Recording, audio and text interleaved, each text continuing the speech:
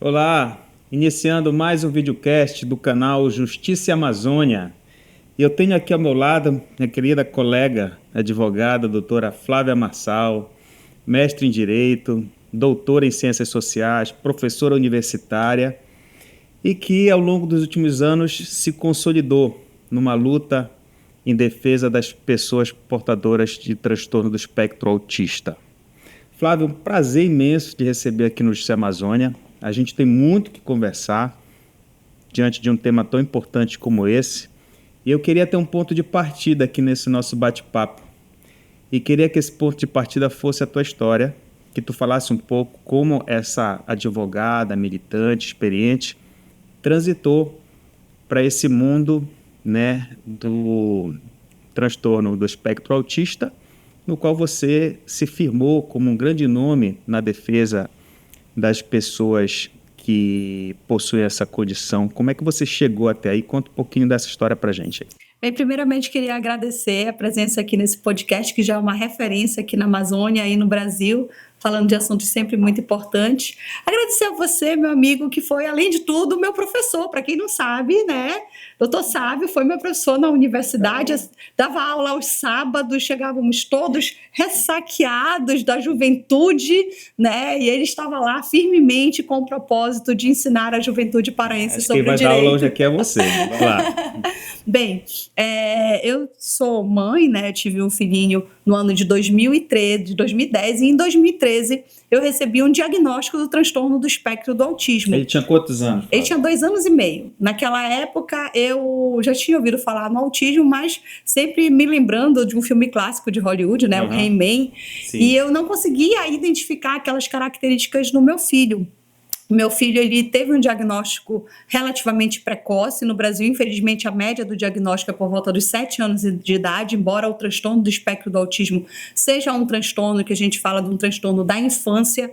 Então, o ideal é que a gente consiga fazer a identificação dos sintomas até por volta dos 3 anos. Isso que eu ia lhe perguntar, conta muito o diagnóstico precoce. Sim. Inclusive, o diagnóstico precoce é uma garantia legal, né? Prevista na Lei 12.764.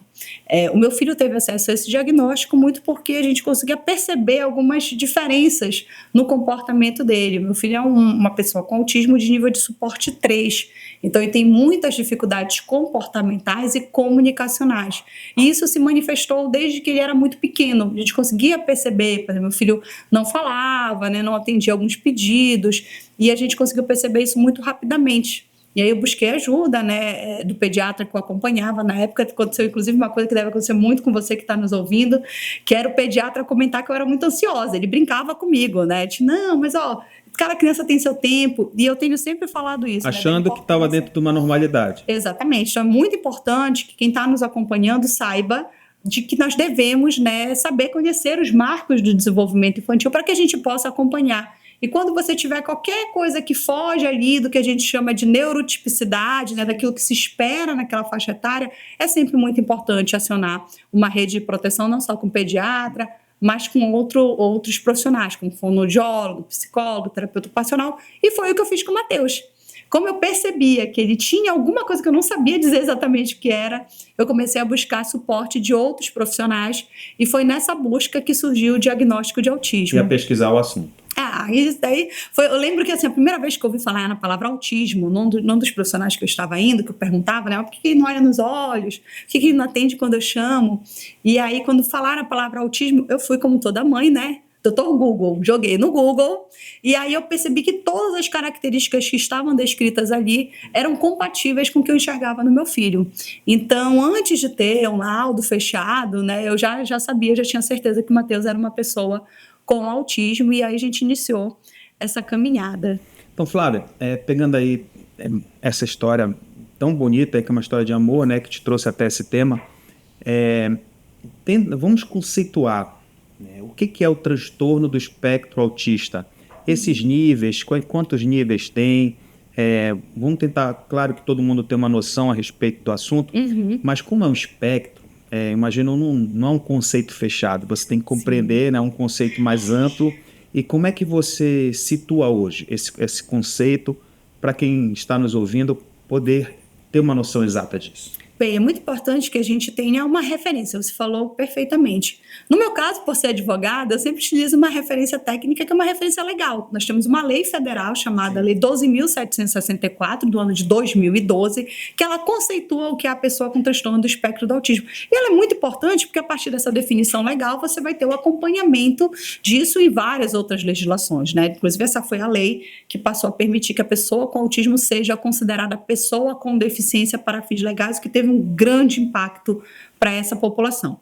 Então, segundo a Lei 12.764, pessoa com autismo é aquela que apresenta comportamentos restritivos e repetitivos e dificuldades comunicacionais. Essa é a Lei Berenice Piana. Exatamente, a Lei Berenice Piana, que é uma mãe, né, que conseguiu, juntamente com o senador Paulo Paim, aprovar essa legislação. Essa história dessa legislação é uma história belíssima. Eu convido quem quiser conhecer um pouco mais.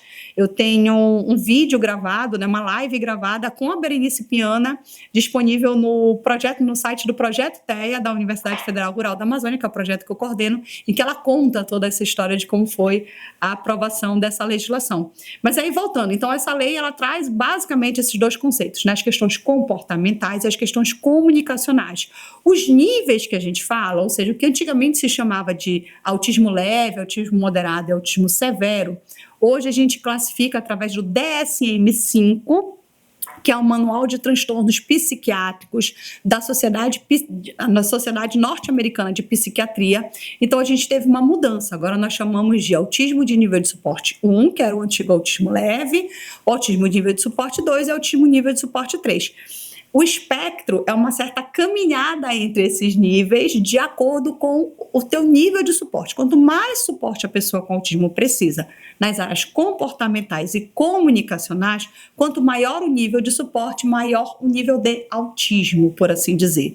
Então, se eu tenho menos suporte, se eu tenho, portanto, mais autonomia, eu tenho um nível de suporte 1. Se eu tenho mais suporte, se eu tenho menos autonomia, se eu preciso de mais auxílio nas questões comportamentais, nas questões comunicacionais, eu tenho um nível de suporte 3. Mas em cada uma dessas caixinhas existe toda uma caminhada, vários degraus.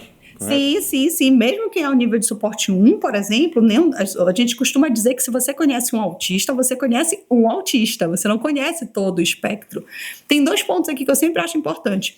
Primeiro é realmente a questão do autismo em si, né, que não são as mesmas questões. Até os comportamentos são diferenciados, né? Tem pessoas que têm comportamentos que são apenas uma forma de se regular. Por exemplo, elas podem ficar se balançando para frente e para trás, fazendo o que a gente chama de flap de mão, que é balançar as mãozinhas, e isso de modo algum é prejudicial. Mas nós temos pessoas com autismo que têm comportamentos restritivos e repetitivos que são autolesivos ou heterolesivos. Elas se machucam, elas se arranham, né, puxam os cabelos e elas podem machucar outras pessoas.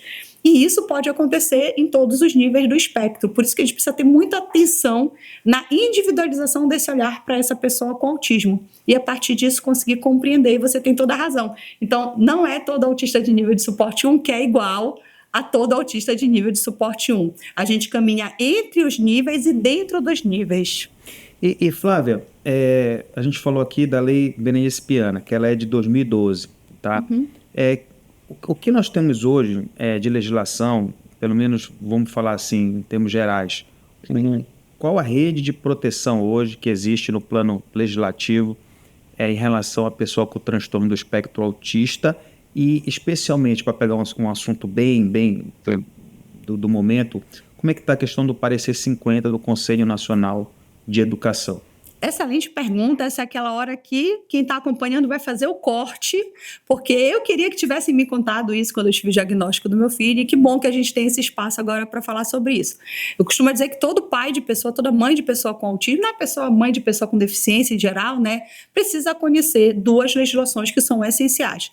A primeira dela, para pessoas com autismo, é a 12.764 de 2012. É nela que você vai encontrar, por exemplo, a necessidade do diagnóstico precoce, da intervenção precoce, a famosa CIP-TEA, né? Todas elas estão previstas na 12.764. E nós temos a Lei Brasileira de Inclusão, que é a Lei 13.146 de 2015. Por que a Lei Brasileira de Inclusão ela é tão importante para você que está nos ouvindo? A Lei Brasileira de Inclusão ela é como se fosse um estatuto da pessoa com deficiência. Você vai encontrar uma série de direitos ali, seja na área da saúde, da educação, da assistência social. Você tem ali legislações, inclusive, que são externas à Lei Brasileira de Inclusão e que foram compiladas ali para que você conheça mais. Então, duas dicas aqui, 12.764 e 13.146 É uma lei mais específica de 2015. e outra mais ampla. Mais ampla. Na ordem, é engraçado que a Lei Brasileira de Inclusão ela vem depois da Lei Brandicipiana, né? Sim. Então, por isso que a gente sempre faz essa informação. E você me perguntou uma outra coisa que é a crista da onda, né? O que está se discutindo agora é sobre a questão do parecer 50 do CNE. Para quem ainda não está sabendo, o parecer 50 do CNE foi um parecer que traz orientações educacionais sobre o atendimento a estudantes com transtorno do espectro do autismo. Você sabia, sabe, que hoje em dia uma das maiores demandas da rede é como lidar com o acréscimo de estudantes, né, com matrícula de estudantes com autismo. Então, explica isso, Flávia, porque, assim, eu penso, quem tem um filho que tem um transtorno, uma das principais preocupações é a inserção no meio escolar. Uhum. Né? E todo mundo acompanha isso. Quem tem filho, então, acompanha de forma mais intensa, porque ainda que o filho não tenha transtorno, certamente, na escola a gente tem conhecimento de algum coleguinha que tenha essa condição. E surge aquela discussão, né? Pode ter um acompanhante, é acompanhante, é um facilitador, é um mediador, é um professor de apoio, é obrigação da escola, não é obrigação da escola. Como é que está hoje, né, se definindo no plano legal essas obrigações, sobretudo em relação à escola privada e pública também? Sim, essas duas legislações que nós falamos, tanto a 12.764 quanto a 13.146, elas trazem obrigações em termos de direito à educação. Eu gosto muito de começar pela definição, então, do que é esse direito à educação da pessoa com deficiência, em específico da pessoa com autismo, que ela tem que englobar 4 pontos. Então, você que está nos acompanhando, se você for um advogado, um gestor, uma família, como eu sei que a escola que o meu filho está estudando, ela é inclusiva ou não? Eu tenho que olhar para 4 pontos. Primeiro ponto, acesso. Segundo ponto, permanência. Terceiro ponto, participação. E o quarto é aprendizagem.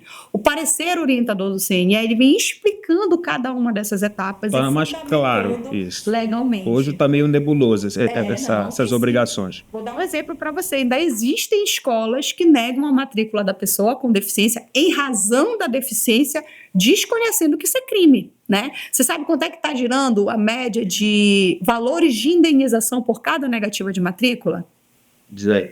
Uns 20 mil reais. A maioria das decisões só pela negativa. Fora que muitas escolas não sabem que existe uma nota técnica do Ministério da Educação descrevendo que a conduta reiterada de negativas de matrículas pode gerar o descredenciamento da escola, ou seja, a escola pode ser fechada se ela continuamente nega matrículas em razão da deficiência. Uma coisa importante, sabe, doutor, que sempre me perguntam, Flávia, eu tenho uma escola pequena, e a minha escola ela não abre vagas, porque eu tenho uma turma muito bacana, então assim, é comum, né? A escola, os 30 alunos lá do terceiro aquela escolinha de bairro que por 4 anos, não abre vaga. Se eu não receber um aluno porque eu não tenho vaga, eu estou cometendo um crime? Não. A legislação ela é clara. É a negativa em razão da deficiência. Então, você é diretor de escola que está nos ouvindo, se você é o advogado que atua nessa área, como é que eu sei que eu posso estar diante de um crime? Se você tem a escola e a vaga existe, mas ela some quando a mãe informa que esse aluno é um aluno com autismo, provavelmente você está diante da ocorrência de um crime. Então, a gente tem um crime de negativa de matrícula quando a vaga existe, mas ela deixa de existir quando eu tenho um estudante com deficiência. Ou atribui a uma pessoa que não tem. Exatamente. Então, esse é um ponto que a gente precisa falar muito sobre a questão do acesso e o parecer fala exatamente sobre isso, né? Mas a gente tem os outros pilares. Permanência, participação, aprendizagem. E aí tem uma coisa que o parecer é muito inovador, que é sobre os planejamentos, né? A gente costuma dizer que existe uma tríade quando a gente quer executar uma escola inclusiva. Chama-se decisão, planejamento e trabalho. Né? A primeira coisa é que todo mundo tem que decidir que a inclusão ela é importante. Sim. E no caso, para nós que somos juristas, isso já aconteceu. Porque nós temos leis que definem isso, que dizem que a educação das pessoas com deficiência é algo importante, algo relevante, que se coaduna com a Constituição. Inclusive, para quem estuda para concurso, deve lembrar do critério da supralegalidade, né, que foi exatamente internalizada no Brasil em decorrência de um decreto que trata de direitos da pessoa com deficiência, o decreto 6949. É uma das principais legislações infraconstitucionais que, mas pelo critério de supralegalidade, tem força de emenda constitucional. Então, direitos de pessoas com deficiência no Brasil é tão sério, é tão importante, que eles têm força de Constituição. Então, a decisão já foi tomada, né? Nossos legisladores, a nossa sociedade, Isso é entendeu? importante a advocacia ter conhecimento disso para saber que está com uma ferramenta legal muito mais poderosa do que ela às vezes imagina. Acha que é só uma lei federal que está dando amparo a esses direitos. Exatamente. Então, a decisão já foi tomada. Agora, o ponto é, como é que a gente planeja e trabalha para isso realmente acontecer? O parecer, ele traz alguns caminhos. Então, ele fala da importância do projeto político-pedagógico. Então, você, pai, mãe, advogado, gestor, como é que eu sei que a minha escola é uma escola inclusiva, né? Como é que ela garante o acesso, permanência, participação e aprendizagem? O projeto político da escola precisa prever como isso vai funcionar. Como é que vai ser ofertado o atendimento educacional especializado. Então, essa parte do planejamento, a gente fala em 3 planos essenciais: projeto político-pedagógico, plano de atendimento educacional especializado e plano educacional individualizado. Um pai e uma mãe hoje, que vai matricular o filho na escola, pode pedir que a escola apresente isso? Deve. Inclusive, doutor, isso é uma coisa muito importante, tá?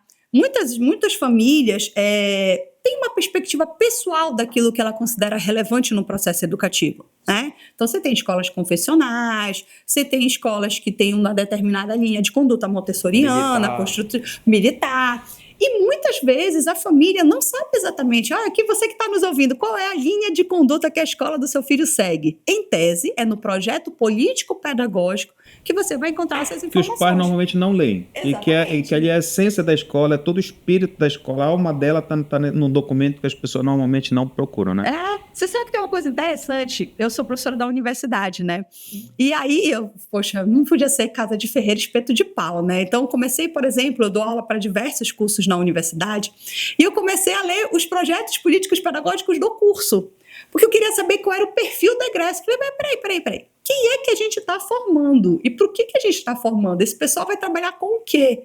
E isso, obviamente, fazia com que eu tivesse um norte melhor para fazer as minhas discussões, as condutas das minhas aulas, que eu dou aula, por exemplo, de uma disciplina que eu amo, que é Educação em Direitos Humanos. Sim. Mas claro que a disciplina que eu dou para a medicina não é a mesma que eu vou dar para a agronomia. E eu dou aula para todos esses cursos. Então, eu comecei a perceber que eu precisava entender um pouco melhor quem era o meu aluno.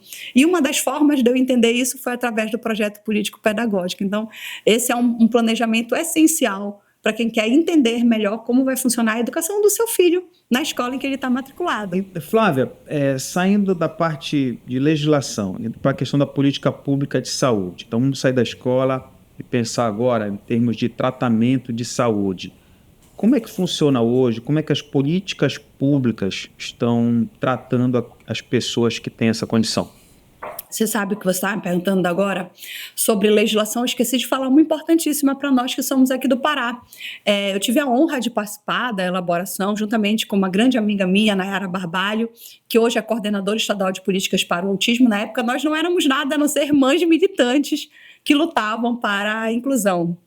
E nós tivemos um apoio muito significativo da Assembleia Legislativa do Estado do Pará e do governador Helder Barbalho na elaboração de uma lei estadual chamada 9.061 de 2020, que instituiu a Política Estadual de Proteção das Pessoas com Autismo no Pará. Essa foi uma legislação aprovada por unanimidade na Alepa, o que nem sempre é fácil, mas ela foi aprovada por unanimidade, que mostra o compromisso dos nossos gestores e legisladores do Pará, e foi, obviamente, homologada na totalidade pelo governador Helder Barbalho. Então, isso mostra o comprometimento que os gestores do Estado do Pará têm com essa causa. E uma coisa interessante, essa é uma legislação que ela traz algumas inovações. Quando você me pergunta o que precisa avançar na área da saúde, tanto na área da saúde quanto na educação, tem uma palavrinha que ela é mágica, chama-se ciência. Práticas baseadas em evidências científicas precisam ser levadas mais a sério na elaboração de políticas no Brasil. A gente acabou de vir de um período que eu imaginei como pesquisadora, como professora da universidade, que a gente teria uma virada de Copérnico, né, nessa visão sobre a ciência, já que se discutiu muito isso na época da pandemia, mas infelizmente a gente tem percebido um retorno a uma tomada de decisão que não leva em consideração dados estatísticos, pesquisas que são realizadas. Isso coloca o Brasil e toda a gestão pública numa situação muito deficitária, porque você acaba tomando decisões sem saber qual o caminho que você vai perceber. Sobretudo numa questão que é ligada, sobretudo, à psicologia, né? Exatamente. Diferente, não está tão ligado a uma ciência exata, né? A própria medicina tem uma exatidão maior na sua pesquisa. Então, para se chegar a conclusões e definir políticas em uma questão tão delicada e tão difícil de ser diagnosticada, exige um trato muito, muito cuidadoso. Sim, e por isso que a gente tem falado, bem, se esse é um caminho difícil, se eu preciso tomar decisões difíceis e posso ter um suporte da ciência, é muito relevante que eu escute quem são esses especialistas. O parecer orientador ele vai muito nessa linha, né? Então, o que nós fizemos? Para elaborar o que seriam as orientações educacionais para o Brasil como um todo, porque esse é um documento que parte de um órgão de Estado, que é o Conselho Nacional de Educação, nós chamamos especialistas das 5 regiões do Brasil. Então, tem pessoas, tem profissionais e professores de universidades, todos, na sua maioria, com doutorado, né? Então, a gente tem gente do Norte, Nordeste, Sul, Sudeste, Centro-Oeste para escrever esse parecer. Ficou um parecer de 80 páginas que fala sobre diversos tópicos. Na área da saúde, a mesma coisa, como eu falava há pouco. A Lei 9.061 é uma das leis de maior inovação no Brasil como um todo, porque foi a primeira lei estadual de todo o Brasil que colocou que a formação de profissionais para a área do autismo deve ser pautada em práticas baseadas em evidências científicas. Então, significa dizer que quem está atendendo pessoas com autismo no Pará não pode atender da maneira que acha, né? Opa, vou atender, acho que se eu der água com limão vai resolver. Não, você tem que ter um fundamento da sua prática e isso precisa ser feito com evidências científicas. Isso pode parecer meio recente no Brasil, mas quando a gente olha para os Estados Unidos, por exemplo, como é que eles descobrem, né, o que tem evidência científica? Existe um financiamento público e privado para que de 2 em 2 anos se reúna um número de especialistas e esses especialistas eles pesquisam, vão fazer um levantamento de tudo que foi publicado nos últimos 2 ou 5 anos na área do autismo. E eles criam uma série de filtros metodológicos, não é aquela pesquisa que foi feita com um estudante, né? Tem que ter um número X de estudantes que foram analisados, questão de duplo cego, enfim. Isso para definir, por exemplo, uma terapia, se ela deve ser adotada ou não pelo sistema de... E aí, um dos últimos estudos, que é o que nós usamos como referência tanto para as políticas públicas no Pará, porque nós utilizamos uma referência técnica dos Estados Unidos, quanto para o parecer orientador número 50. Então, como no Brasil nós não temos essa série histórica, a gente não sabe o que há 10 anos atrás já dava certo para o autismo, e a gente continua sem saber hoje o que dá certo para o autismo, porque a gente não tem essa política definida. A todo momento está surgindo uma nova opinião, né? E aí a gente utiliza os Estados Unidos como referência, porque lá eles fazem isso, lá eles são pragmáticos, eles não colocam dinheiro onde as coisas não dão certo, não tem esse desperdício, e eles hoje têm 28 práticas com evidência científica para a atenção à pessoa com transtorno do espectro do autismo. Essas práticas envolvem terapia, diagnóstico? Sim. A gente tem basicamente 2 tipos de terapias, né? As terapias múltiplas ou as terapias focais. As terapias múltiplas, tem algumas que a gente chama, por exemplo, no Brasil, de ensino estruturado. Elas reúnem práticas que juntas podem ter maior efetividade. Então, a gente trabalha com dicas visuais, a gente trabalha intervenção mediada por pares, e juntas elas fazem um tipo de intervenção. As focadas é quando você faz só uma intervenção. Então, é aquela pessoa com autismo que faz só intervenção mediada por música. Todo o atendimento terapêutico dele vai ser baseado nesta linha de cuidado. Então, é muito importante a gente falar isso para quem está nos ouvindo. Eu, por exemplo, pelejei, como nós dizemos aqui no Pará, né? Eu fiquei ali muito tempo tentando saber qual era o caminho que deveria ser trilhado. Posso te falar da minha experiência tanto na área da educação quanto na área da saúde. Eu sentia muita falta, sabe, de que um profissional chegasse para mim e dissesse assim, olha, vamos aqui, ó. Nós fizemos essa avaliação no Mateus com esse protocolo, ele tem esse desenvolvimento. Então, por exemplo, meu filho é uma criança de 5 anos de idade, mas o comportamento dele é como se fosse de uma criança de 1. Ele tem esse atraso. Para que a gente possa trabalhar esses atrasos e motivá-lo a ter mais autonomia, né, nós vamos usar este modelo de intervenção. e nós esperamos que daqui a tanto tempo ele alcance esses objetivos. Isso teria feito toda a diferença na minha vida. Infelizmente, eu tive que aprender isso sozinha. Ninguém sentou comigo e me explicou e me contou. Você não teve acesso a isso nem pelo sistema público nem privado de Nem saúde? pelo sistema público, nem privado. Eu queria muito que tivessem me contado, eu brinco isso, né? Tudo que eu conto hoje, nos locais que eu tenho a oportunidade de participar, eram as coisas que eu queria ter ouvido quando eu tive o diagnóstico do meu filho. Então, assim, Flávia, para quem está hoje com filho numa idade inicial ali, identificando certos comportamentos que gera a hipótese de um transtorno dessa natureza, vamos falar de sistema público e privado. Primeiro, o sistema público hoje, ele oferece algum tratamento em relação a isso? Ele acolhe uma mãe que leva um filho, seja para ter o diagnóstico, seja para ser submetido a alguma terapia? E a segunda pergunta, como funciona hoje esse tratamento no sistema privado? São obrigados, não são obrigados? Está coberto, não está? Bem, nos dois sistemas nós temos o mesmo gargalo, vagas. Né? O sistema público, ele, na minha opinião, está um pouco mais avançado no seguinte sentido. Quando nós tivemos a oportunidade de participar, o governador Helder Barbalho teve uma sensibilidade muito grande. Quando nós começamos a apresentar as demandas do autismo para ele criou um grupo de trabalho, ele botou um monte de mãe lá. Ele falou, dá para as mães resolverem, né, que se bobear, daqui a um ano está todo mundo tomado banho, lanchado e arrumado. Não foi muito longe disso. O governador Helder está no segundo mandato. Em 4 anos que eu tive a oportunidade de estar no grupo de trabalho do governo do estado do Pará, nós já vamos para o 5º centro de atendimento especializado em pessoas com transtorno do espectro do autismo. O estado do Pará foi o estado que mais abriu vagas no Sistema Único de Saúde proporcional à população, claro. Esse centro é um centro de diagnóstico e terapias? Centro de diagnóstico e terapias. É um ponto importante que para que você ingresse no centro, você precisa ter um diagnóstico de autismo, mas dentro do centro você recebe um acompanhamento com protocolos validados cientificamente. Para quem quiser saber mais um pouco sobre isso, vou citar aqui alguns nomes, você dá um Google. MCHAT, escala ATA, ATEC, todas essas escalas, elas servem como uma referência para o diagnóstico. Você que está nos ouvindo, quer saber, está estranhando algum comportamento, está percebendo alguma coisa diferente, você pode usar o protocolo que está na carteira da criança. Você vai lá e pode responder aquelas perguntas e você também pode acessar o MCHAT ou a escala ATA ou a escala TEC. Não vai ter o diagnóstico, por favor, é muito importante dizer isso, mas você pai, você mãe, você professor, você vai ter uma referência de como é que está o desenvolvimento daquele estudante, pode inclusive acionar um sistema de proteção.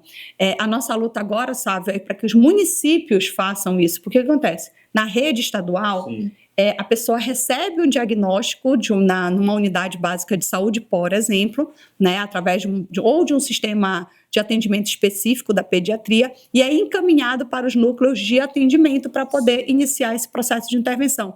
Infelizmente, muitos pacientes que chegam para a gente não fecham esse diagnóstico. A gente percebe que houve um equívoco nesse diagnóstico, né? E aí a gente precisa fazer esse acompanhamento. Então, lá nos NATEAs, são utilizados protocolos com evidência científica e a capacitação dos profissionais são dentro daquelas... Ou seja, o estado do Pará está bem avançado em relação aos demais estados. Eu acho que o maior desafio do estado do Pará, primeiro, é conseguir compor uma historicidade em que a gente não tinha esse acompanhamento. Como eu falei para você, somente a partir de 2012 que a pessoa com autismo foi considerada pessoa com deficiência. Então, a gente vivia assim no limbo, o que é pouco tempo do ponto de vista legal.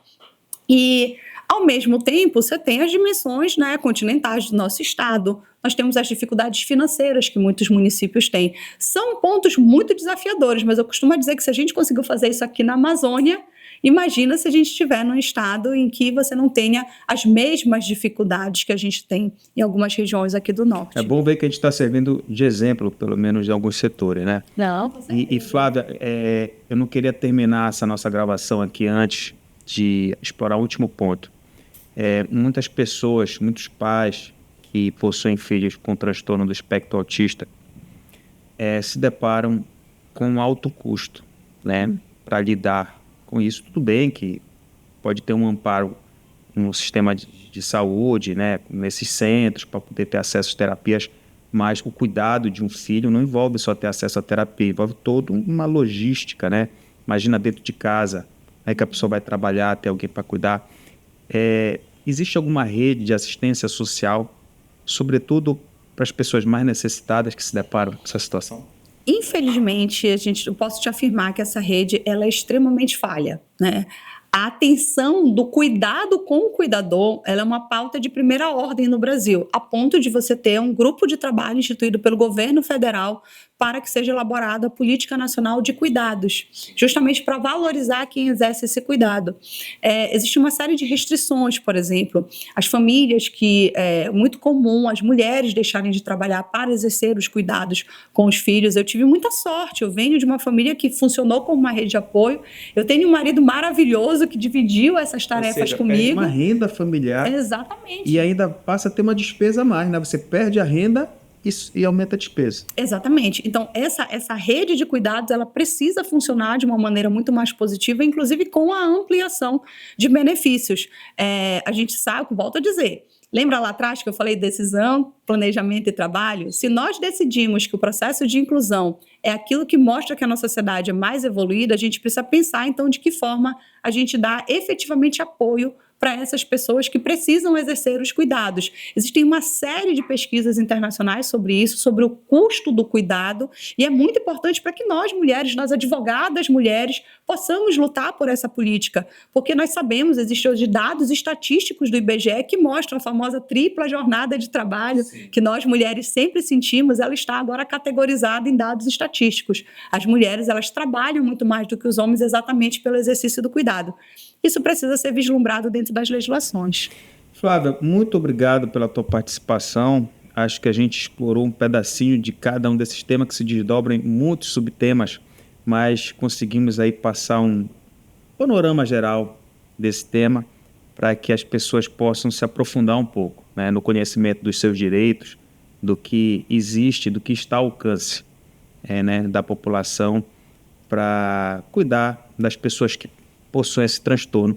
Obrigado pela tua participação, parabéns pelo teu trabalho, um grande abraço no Matheus, né, que ele continue essa criança linda aí, que eu sei que vai se desenvolver muito, graças ao trabalho de pessoas como você, né, que está fazendo a sociedade dar cada dia um passo. Acho que tem muitos passos a serem dados. Então, continue nessa sua luta e espero lhe receber em breve para a gente falar das novidades nesse assunto, que a cada dia, né, a gente tem uma nova situação, um novo avanço. Muito obrigado. Eu que agradeço, a participação foi muito positiva, acho que eu nunca falei tão rápido de tanta coisa em toda a minha vida. Confesso que fiquei nervosa, né? Fazer uma prova oral com o nosso professor histórico não é para qualquer pessoa, mas eu espero ter tirado uma nota boa nessa avaliação e quero dizer a você que conte sempre comigo, tenho um carinho imenso pelo seu trabalho, sei da importância do que você está construindo aqui e eu tenho certeza que esse podcast será cada vez mais uma referência, assim como as políticas do autismo já estão se construindo nessa linha. Muito obrigada. Obrigado, Flávio, por essa aula que você nos deu hoje. Encerrando, então, mais um videocast do canal Justiça e Amazônia. Nos acompanhe nas redes sociais. Registrando aqui sempre o meu agradecimento aos nossos colaboradores, Giovanni e Raquel, da Dupla Comunicação. Um grande abraço.